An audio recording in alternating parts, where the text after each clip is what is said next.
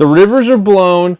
I'm going to show you a rig technique that you can get prepped and ready to go out and chase steelhead in the saltwater and have a chance to catch them right now. So stay tuned with us. We first got to start with hooks. And I really think Gamakatsu has a great option for any angler, especially in our Puget Sound region of saltwater, where we have to have barbless hooks. You can get these already barbless, don't have to worry about pinching anything, and it's easy to go from there. You need a good fluorocarbon line. Around 20-pound test is a great idea because of the fact that you're near potentially abrasive shoreline. You also want this gear to lay flat out in the water. It makes it nice to be able to have a little bit heavier line for your leader's sake. Now what we're going to do is just a simple bait loop knot where you thread your line through.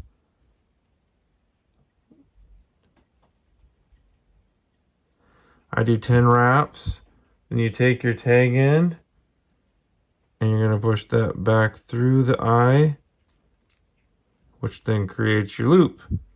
That loop then now takes with your other hand, spins over 1, 2, 3, 4, 5. You want to wet that tag in just a little bit so it doesn't burn the line as you tighten it up. I take my tag in, cut that off. And now I have my first hook ready to go. Okay, now take your favorite beads. This helps to allow for the hook spacing as well as everything to lay directly flat.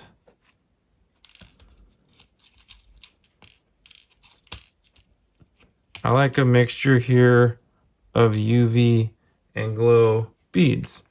So you can use whatever you like to do. The UV and glow, I think, adds potentially a little bit of help on those fish attraction. But you never know. So 2-aught hook here on the bottom. There's our beads.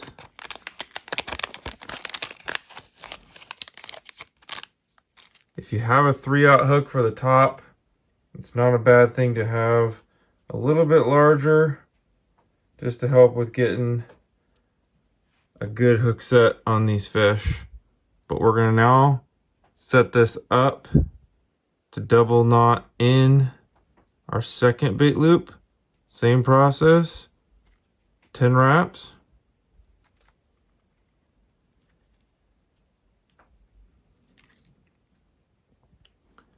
Back on through. Now I have to loop it up and over the hook. 1, 2, 3, and 4.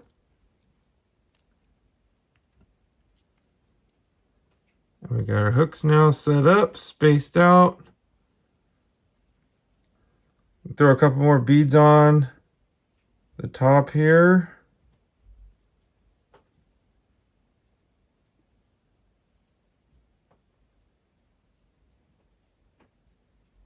This is more your spacing for the next important step.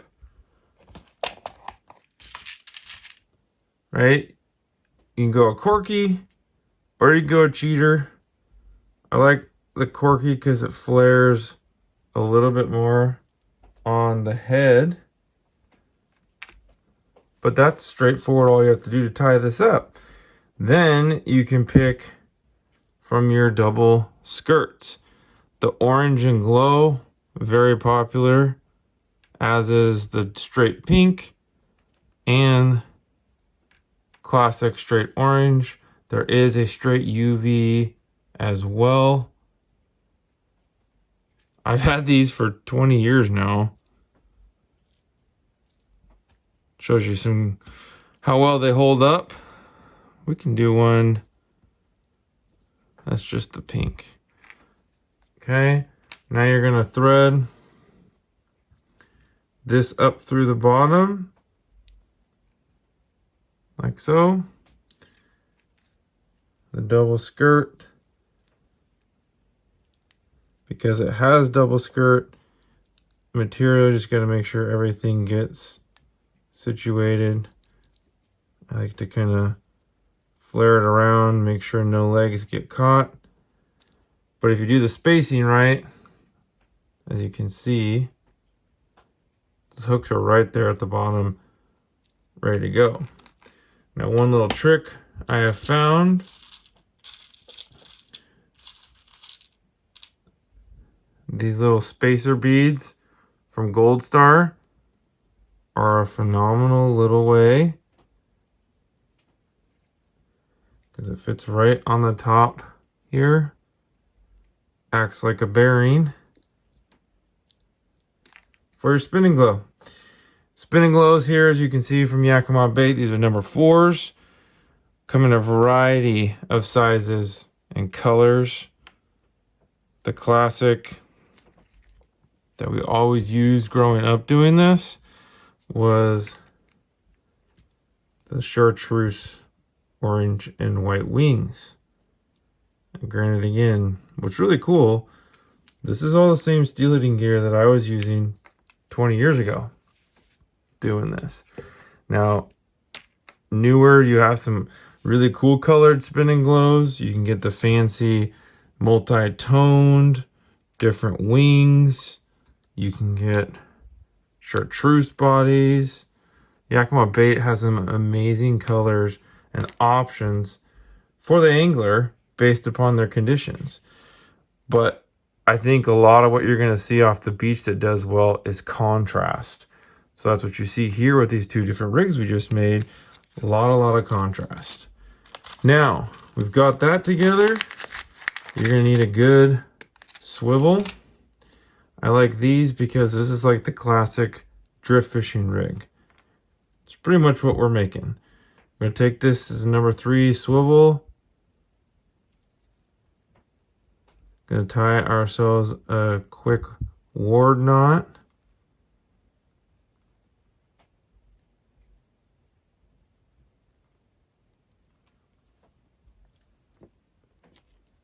Always make sure to wet your knots. And now your main line can tie right to this swivel here, and you have this to attach your weight. So again, float weight. These work nice because these drag along the bottom, stir it up. Looks like a sand shrimp or another piece of bait scurrying away. And you're now fishing. That is old school method of how we used to do this. But when I say new school, I really think we can start looking at something like a wicked lure.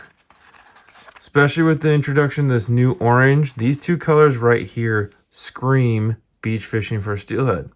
Very similar to the same rigging setup here that we just built and have done.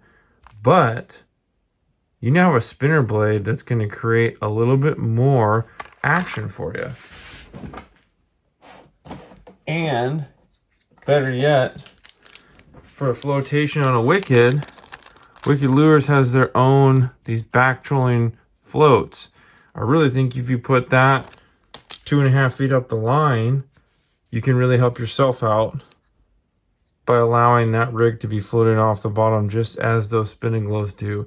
Or you can even throw a couple of these cheaters inside of the Wicked to obtain the same deal. But that's the basic rigging of how to get beach fishing for steelhead started. Couple of these squid skirts, couple spinning glows, barbless hooks, and we're off to go now chase some fish from the beach. Now you guys like this video, check out the full version of this as we break down the technique off the beach for steelhead. Fish on!